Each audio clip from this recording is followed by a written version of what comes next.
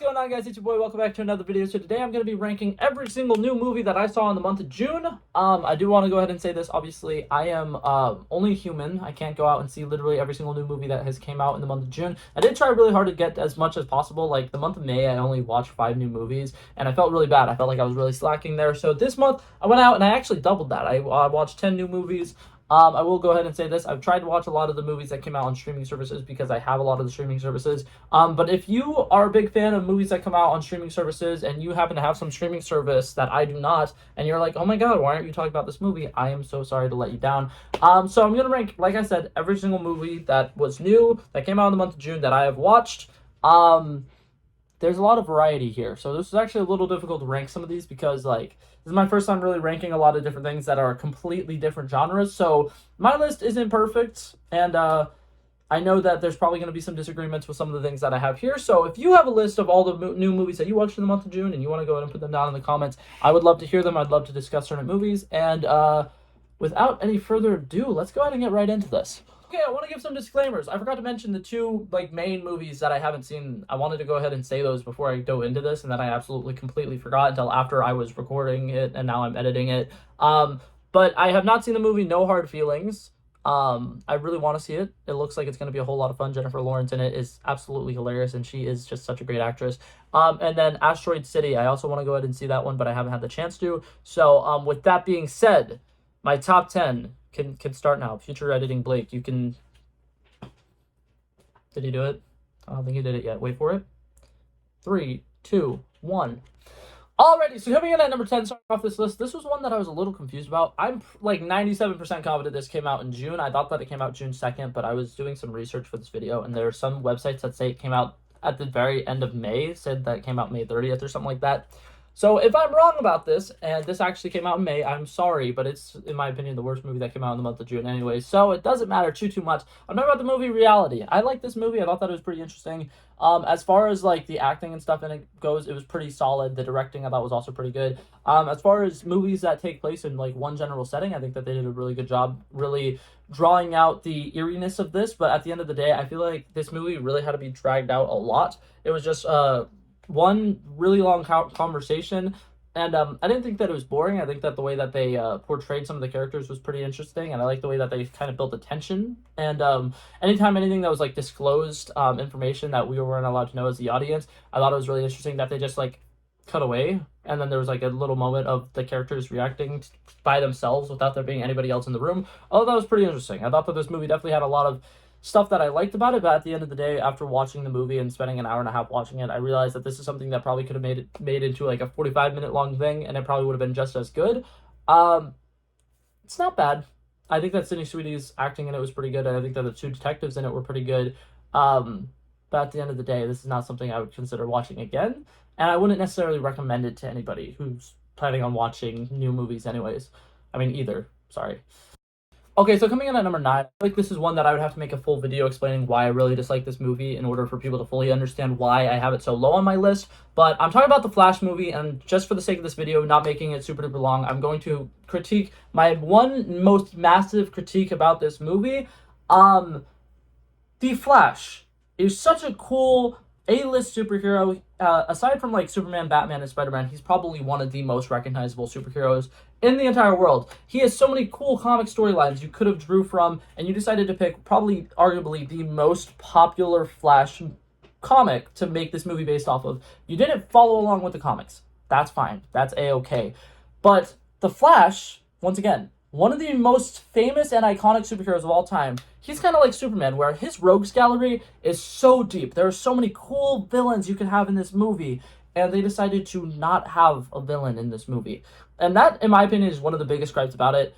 There doesn't seem to be a clear end goal throughout the entire movie. The movie's just kind of happening and happening and happening and happening. Then when the ending happens, it just happens. There's no build to the climax of the movie. There's no really like, oh, here's stuff that's going to make this final battle worth it. It's going to make it have stakes. It's going to make it seem like it's a really cool, epic thing. And instead, it just, the movie is going good. It's going good. It's going good. It's going good. And then it just falls flat on its face. It throws in a bunch of cameos and a bunch of fan service that nobody really wanted.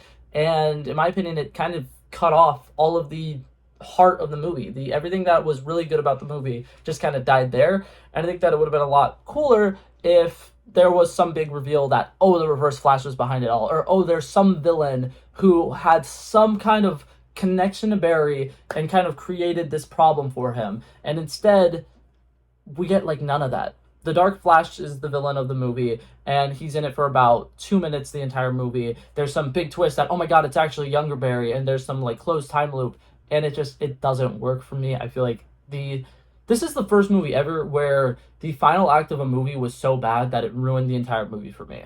And like I said, if you guys want me to make a full video explaining why I really don't like The Flash, I have probably enough complaints about it that I could talk about it for a solid 20 minutes.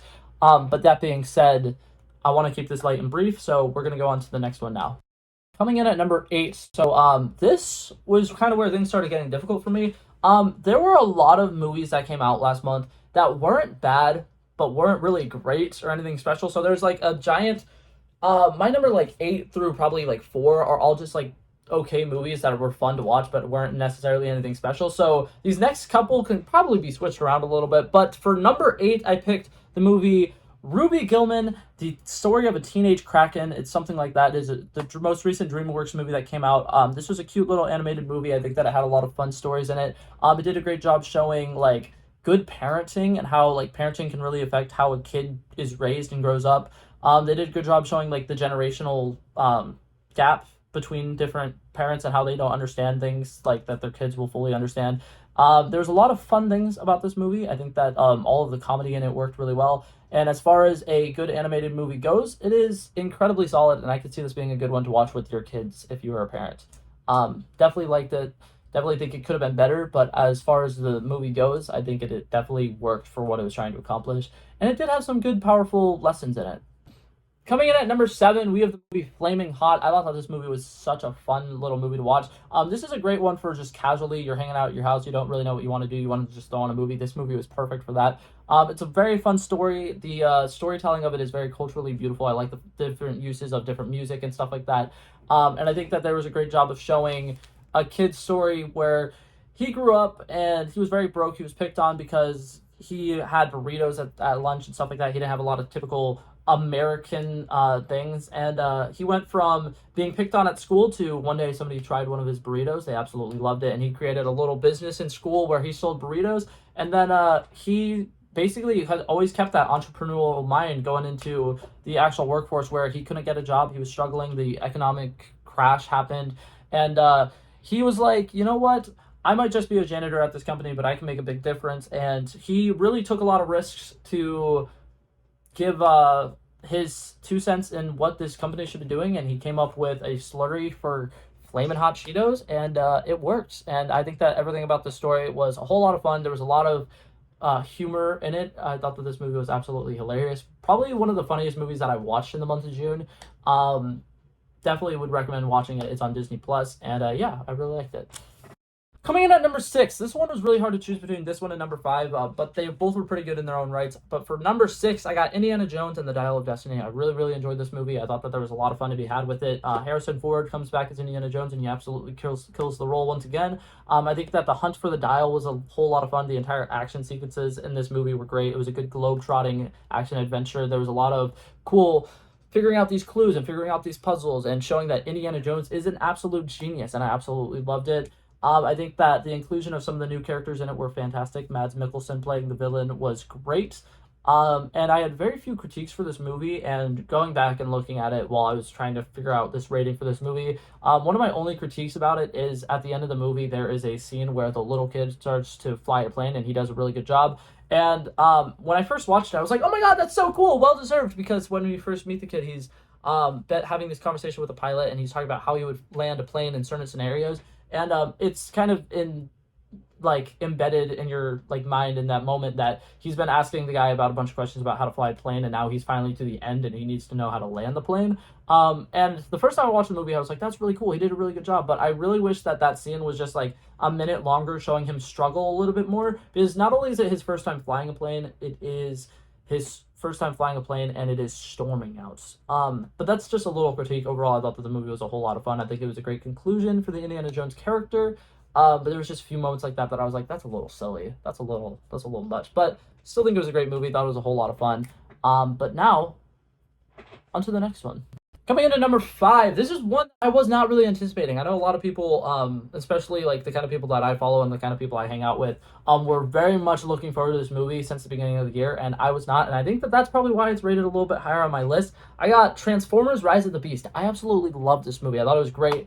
I think that Anthony Ramos, you put him in literally any movie, and I will absolutely love it. His character in this is so good. His humor is absolutely amazing. Every single joke that Anthony Ramos' character has landed so well with me. Like the one where he starts speaking to the Transformer that has the like Hispanic accent or whatever, and he starts speaking in Spanish, and he's like calls him hermano or whatever, and then the guy's just like, that's a little racist, and then Anthony Ramos is just kind of awkwardly like, but you're a robot. How is that racist? And then Pete Davidson as Mirage worked surprisingly well for me. And then I've talked about this in my movie review of it.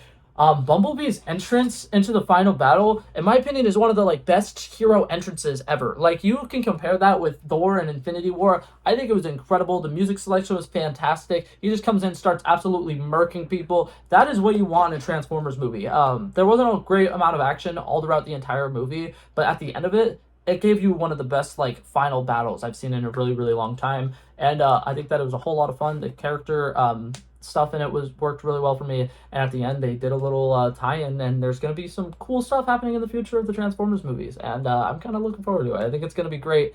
But yeah, like I said, this was a lot of fun. My last four, give or take, I think really could be kind of intertwined a little bit because they're all very solid movies. None of them are anything super duper amazing, but I definitely think that of that tier of pretty good movies, that Transformers Rise of the Beast was the best in my opinion.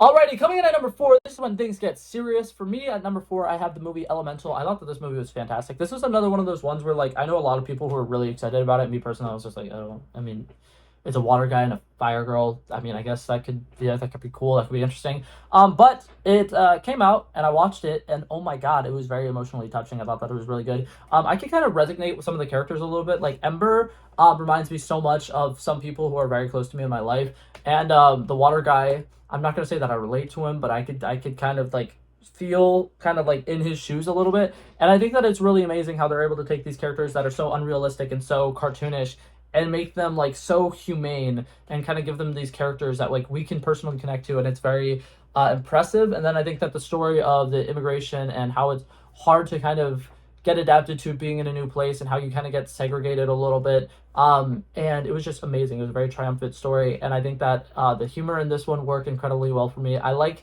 the dad jokes, and there are so many like elemental puns in the entire movie that were fantastic. And the love story in this is, in my opinion, one of the best love stories that Pixar has had since Up. And you know the love story in the movie Up. That is high praise.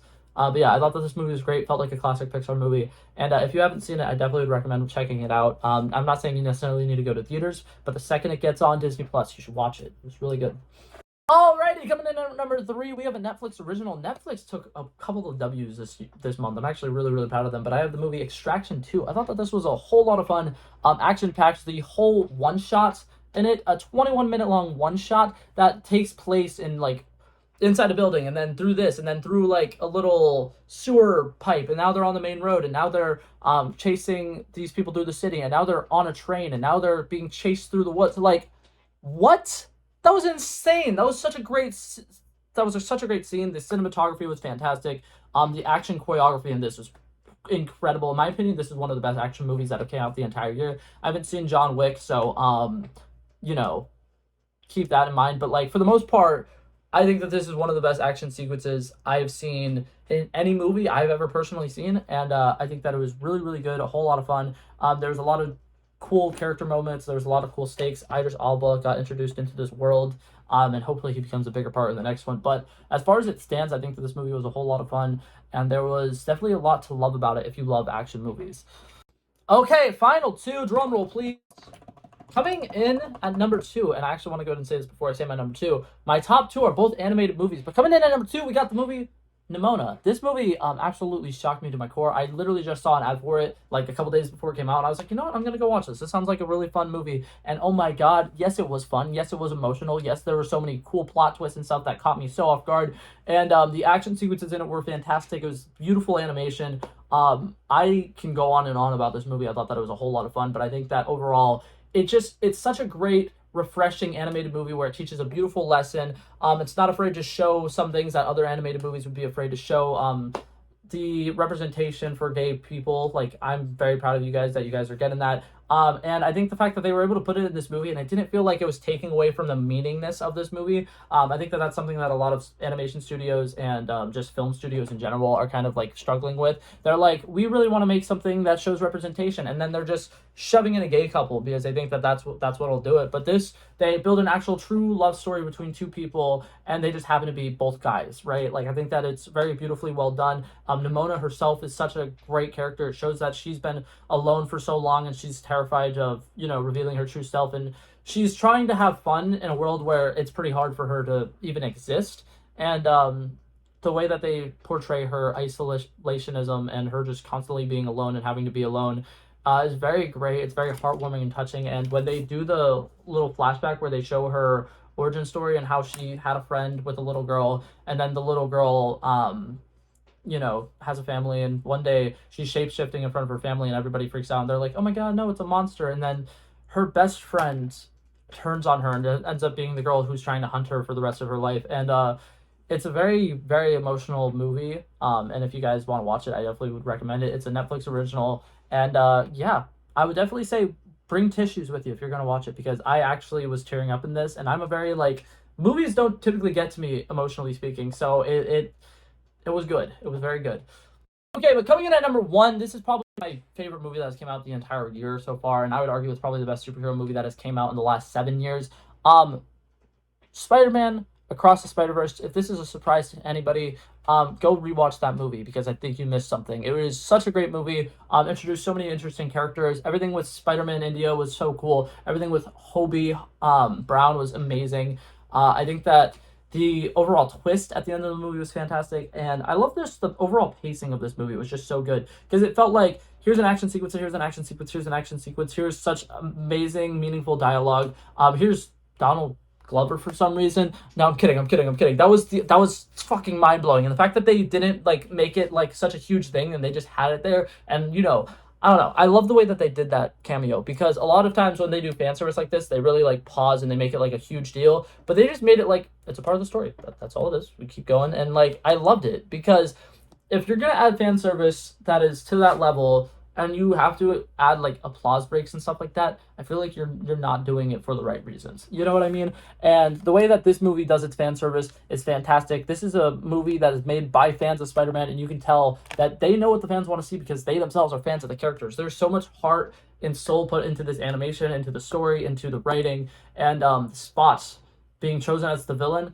I don't know whose idea that was, but that person was a genius. Having a character who is just such a human character, I really love everything that they do with the Spot, because all throughout the movie or whatever, he seems like such a regular guy, and I love that, because so many times in movies they have a villain who just does things that regular human beings wouldn't do. But Spot, you see him, he goes into his little what's it called? World thing where he's basically inside himself is what he calls it. But he's in between the dimensions and stuff like that. He first gets there and he says, echo, echo, no echo, no echo. And it's just small stuff like that just, they make him such a human character, and they make him such somebody we could understand with and sympathize with, and we understand why he's doing what he's doing, because in his eyes, his life was taken away from him, and surely the dark matter is probably doing something to kind of corrupt his mind a little bit.